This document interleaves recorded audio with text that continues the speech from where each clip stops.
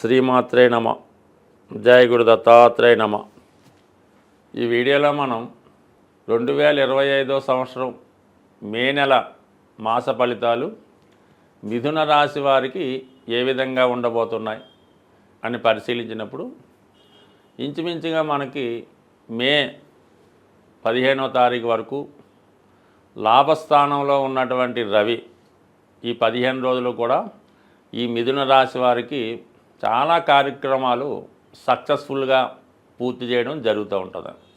అంటే ఏదన్నా ఒక జన్మ జాతకంలో రవి 11వ స్థానంలో ఉంటే అన్ని దోషాలు సాల్వ్ అవుతాయని శాస్త్రం చెప్తూ ఉంటుంది. అలాగే 11వ స్థానంలోకి సూర్యభగవానుడు ఎంటర్ అయినప్పుడు ఇంచుమించుగా ఏ గ్రహం ఎక్కడున్నా, అష్టమంలో ఉన్నా, వ్యయంలో ఉన్నా, ఏలినాటి శనిలో ఉన్నా, ఇప్పుడు మాత్రం కంపల్సరీగా జాతకుడికి అతని ప్రయత్నం వల్ల అనుకూలమైనటువంటి ఫలితాలు ఇవ్వడం జరుగుతూ ఉంటుంది. సో ఈ కారణం వల్ల ఇతనికి రాజకీయ నాయకులు, ప్రభుత్వ అధికారులు సహకరిస్తారు. అలాగే మీ యొక్క పిల్లల యొక్క అభివృద్ధి మీకు ఆనందదాయకంగా ఉంటుంది. ముఖ్యంగా ప్రభుత్వ పథకాలు మీకు అనుకూలంగా రావడం జరుగుతూ ఉంటుంది. అలాగే ఆరోగ్య విషయంలో చిన్న చిన్న సమస్యలున్నా మరి ఈ సమయంలో మరి వైద్యం ద్వారానో, సూర్యభగవాను ఆరాధించడం ద్వారానో సంపూర్ణ ఆరోగ్యం పొందడానికి కూడా అనుకూలంగా ఉంటుంది. చాలా కాలంగా పెండింగ్లో ఉన్నటువంటి ప్రమోషన్ కానీ, అలాగే కోర్టులో ఉన్నటువంటి తీర్పులు ఏదైనా ఉన్నా, అలాగే మీకు ఏదైనా బ్యాంకు నుంచి పెద్ద మొత్తంలో రుణం కావాలన్నా, ఇదిలో లైసెన్సు లాంటివి ఇటువంటి వాటి విషయంలో మరి మీకు ఈ నెల మొదటి 15 రోజుల్లో ప్రభుత్వానికి సంబంధించిన అన్ని కార్యక్రమాలు మీకు అనుకూలంగా ఉండడం జరుగుతూ ఉంటుంది. దాని తర్వాత 12వ స్థానంలోకి రావడం జరుగుతుంది. రవి 12లోకి వచ్చినప్పుడు ఏముందంటే ప్రభుత్వానికి మనం చెల్లించవలసినటువంటి ఇన్కమ్ ట్యాక్సు, మిగతా జిఎస్టీ లాంటి పన్నులు, ఇంటి పన్నులు వగైరా వగైరా చెల్లించవలసి ఉంటుంది. లేని పక్షంలో అధికారుల నుంచి వేధింపులు, సడన్గా ఏదైనా ఐటీ రైట్స్ లాంటివి, ఈడీ రైట్స్ లాంటివి జరిగే అవకాశం ఉన్నది. అలాగే వైద్యపరమైనటువంటి ఖర్చులు, వ్యక్తిగతంగా మీ కుటుంబంలో పెద్దవారికి వైద్యపరమైన ఖర్చులు జరుగుతూ ఉంటాయి. తృతీయాధిపతిగా 12వ స్థానంలో ఉండడం వలన అన్నదమ్ముల కొరకు, స్నేహితుల కొరకు, అలాగే సెల్ఫ్ మిస్టేక్స్ వల్ల కొంత నష్టం జరిగే అవకాశం కనబడుతూ ఉంటుంది. అందుకని ఏదన్నా మన పనులు ఏమైనా ఇంపార్టెంట్గా ఉంటే మొదటి 15 రోజుల్లో పూర్తి చేసుకోవడం, తర్వాత ఏమైనా ఈ హాస్పిటల్ పనులు లేదంటే ఏమన్నా ప్రభుత్వానికి చెల్లించవలసినవి అంటే అవుట్ గోయింగ్ అంతా 15 తర్వాత చెల్లించుకుంటే బాగుంటుంది.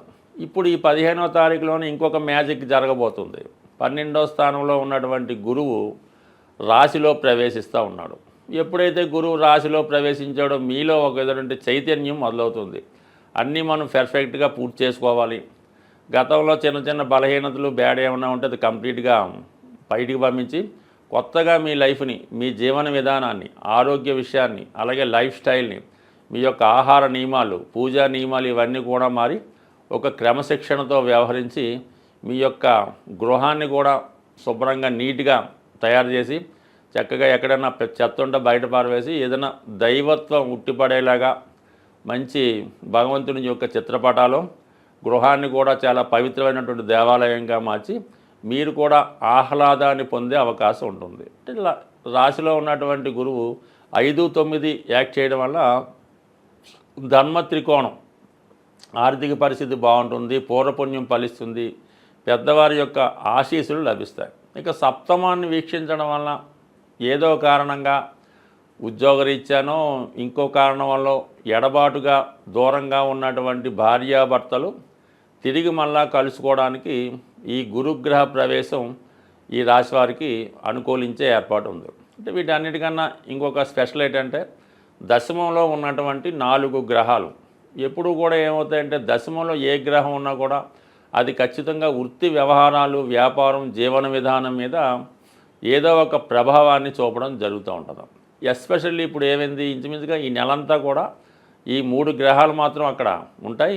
బుధుడు ఇంచుమించుగా మనకి మొదటి వారంలోనే 11వ స్థానంలోకి రావడం, మరి అక్కడ కొద్ది రోజులు ఒక 7-8 రోజులు బుధాదిత్య యోగం ఏర్పడడం వల్ల జాతకుడికి ప్రమోషన్ లాంటిది ఏమైనా ఉంటే ఆ సమయంలో ఈ మే నెల మొదటి వీక్లో వచ్చే అవకాశం ఉంది. కానీ ఉద్యోగపరమైనటువంటి చేంజెస్, అష్టమాధిపతిగా ఉన్నటువంటి శని భగవానుడు దశమ స్థానం సంచరిస్తూ రాహుతో కలిసి ఉండడం వల్ల ఇది ఎక్కువగా సాఫ్ట్వేర్ రంగంలో ఉన్న వాళ్ళకి, రైల్వేసు, పెద్ద పెద్ద ఇండస్ట్రీసు, సినిమా పరిశ్రమలో ఉన్నవారికి వారి యొక్క ఉద్యోగంలో మార్పు రావడం జరుగుతూ ఉంటుంది. దానికి అదనంగా వ్యయాధిపతిగా ఉన్నటువంటి శుక్రుడు కూడా దశమ స్థానంలో ఉన్నాడు. మరి ఈ కారణం వల్ల స్త్రీలకి, ముఖ్యంగా మిథున రాశిలో ఉన్నటువంటి స్త్రీలు ఎవరైతే మీడియా రంగంలో, టీవీ సినిమా రంగంలో ఉన్నారో, అలాగే సెలబ్రిటీ రంగంలో ఉన్నటువంటి హై సొసైటీలో ఉన్నటువంటి స్త్రీలకి ఒక గొప్ప అవకాశాలు రావడం జరుగుతుంటుంది. అనూహ్యంగా మీ యొక్క నేము ప్రపంచవ్యాప్తంగా పరిచయం అయ్యే అవకాశం ఉంటుంది. అలాగే మీ యొక్క ఆదాయ విషయాలు, జీవన విధానం కూడా మారే అవకాశం ఉంది. అంటే మొత్తం మీద ఏంటంటే దశమ స్థానంలో ఉన్నటువంటి గ్రహాలు జాతకుడి యొక్క ఉద్యోగ హోదా పెరుగుతుంది, మరి పబ్లిక్లో మంచి నేమ్ కూడా రావడం జరుగుతుంటుంది. బట్ ఏదైనా మిథున రాశి వారికి ఈ గ్రహాల యొక్క స్థితి, ముఖ్యంగా గురువు యొక్క మార్పు, ఏకాదశంలో రవి చాలా వరకు కొన్నాళ్ళుగా ఆగిపోయినటువంటి పనులు తిరిగి పునఃప్రారంభమయ్యే అవకాశం ఉంది. గ్రహాలని, జ్యోతిష్ శాస్త్రాన్ని, గోచార ఫలితాలు నమ్ముతున్న వాళ్ళు సాధారణంగా ముఖ్యమైనటువంటి గ్రహాలు మారినప్పుడు వాటి యొక్క ప్రభావాన్ని చూపించడం జరుగుతూ ఉంటుంది. అందువలన ఏదైనా గ్రహం మారినప్పుడు ఆ గ్రహానికి సంబంధించినటువంటి పరిహారం చేసుకుంటే అది మనకి అనుకూలంగా మారడం జరుగుతూ ఉంటుంది. ఇప్పుడు ముఖ్యంగా 18 నెలలకి ఒకసారి మారే రాహుకేతువులు ఈ నెలలో మారడం జరిగింది. అయితే ఈ రాహుకేతువులే కర్మని నిర్దేశిస్తుంటాయి. అంటే గత జన్మలో మనం చేసినటువంటి పాపపుణ్యాలని ఈ జన్మలో అనుభవించే విధంగా ఇవి చేయడం జరుగుతూ ఉంటుంది. వీటినే కార్మిక్ కంట్రోల్ ప్లాంట్స్ అనడం జరిగింది. మరి ఈ రాహుకేతు మారినప్పుడల్లా ఏదో ఒకటి ప్రతివాడి జీవితంలో మంచి కానీ చెడు కానీ జరుగుతూ ఉంటుంది. అది జరగాలనుకునేప్పుడు మనం కామన్గా ఈ గ్రహాలకి పరిహారం చేసుకుంటే అవి మనకి కొంత తీవ్రత తగ్గి మంచి ఫలితాలు ఇవ్వడం జరుగుతూ ఉంటుంది. మరి ఇప్పుడు ముఖ్యంగా ఏ పని జరగాలన్నా, మనం ఏ గ్రహానికి పూజ చేయాలన్నా, ఏ దైవానికి పూజ చేయాలన్నా ముందుగా విఘ్నేశ్వరుణ్ణి పూజ చేయడం జరుగుతూ ఉంటుంది. కేతువు యొక్క ఆది దైవం విఘ్నేశ్వరుడు అవటం వల్ల మరి ఈ నెలలో మీరు కంపల్సరిగా అది సంకష్ట చతుర్థి రోజు కానీ, లేదంటే మరి కేతువు సింహరాశిలో ప్రవేశించాడు కాబట్టి ఆదివారం రోజు విఘ్నేశ్వరుడి యొక్క ఆలయంలో వినాయకుడిని విధి విధానంగా గరికతో అర్చించి, మన ఎండు ద్రాక్షపళ్ళు అంటే ఎండు ఖర్జూరం కానీ, కిస్మిస్ లాంటివి కానీ మరి స్వామికి నైవేద్యంగా పెట్టి అక్కడ ఉన్నటువంటి భక్తులకి పంచిపెట్టడం వల్ల కేతుగ్రహ అనుగ్రహం లభించే అవకాశం ఉంది. కేతుగ్రహ అనుగ్రహం కావాలంటే అంటే పోక చెక్క అని ఉంటుంది, అది కామన్గా ఈ పాన్ సంబంధించిన వాళ్ళు తెలుస్తూ ఉంటుంది.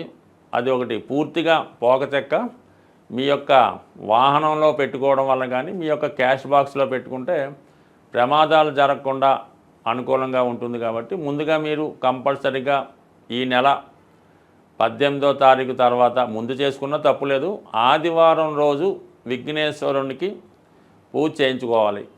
దాని తర్వాత రాహువు మరి కుంభరాశిలో ప్రవేశిస్తున్నాడు. అందుకని రాహు యొక్క అనుగ్రహం కోసం కనకదుర్గ అమ్మవారు శనివారం రోజు కనకదుర్గ అమ్మవారి ఆలయంలో అమ్మవారి కుంకుమర్చన చేసి ఒక నిమ్మకాయల దండ సమర్పించి 18 సార్లు ప్రదక్షిణ చేసి, వీలైతే పొలగం నైవేద్యంగా పెట్టి అమ్మవారి ప్రసాదంగా పంచిపెట్టినా పర్లేదు. వీలు లేని వారు కేవలం దర్శనం చేసుకొని 18 ప్రదక్షిణలు చేయడం వల్ల సరిపోతుంది. బట్ ఏదైనా కంపల్సరీగా ఈ శాస్త్రాన్ని నమ్ముతున్న వాళ్ళు మీరు తప్పకుండా ఈ వినాయకుడిని, అమ్మవారిని పూజించుకోండి. వీలైతే ఏదైనా ఒక శక్తి క్షేత్రాన్ని, శక్తి పీఠాన్ని దర్శించడం వల్ల ఈ రాహుకేతువుల అనుగ్రహం లభించే అవకాశం ఉంది. బట్ ఏదైనా రాహుకేతు మనకు అనుకూలంగా ఉంటే ఆటోమేటిక్గా మిగతా గ్రహాలన్నీ అనుకూలించే అవకాశం ఉంది. అందువలన కంపల్సరిగా గ్రాసాన్ని చేసుకోండి.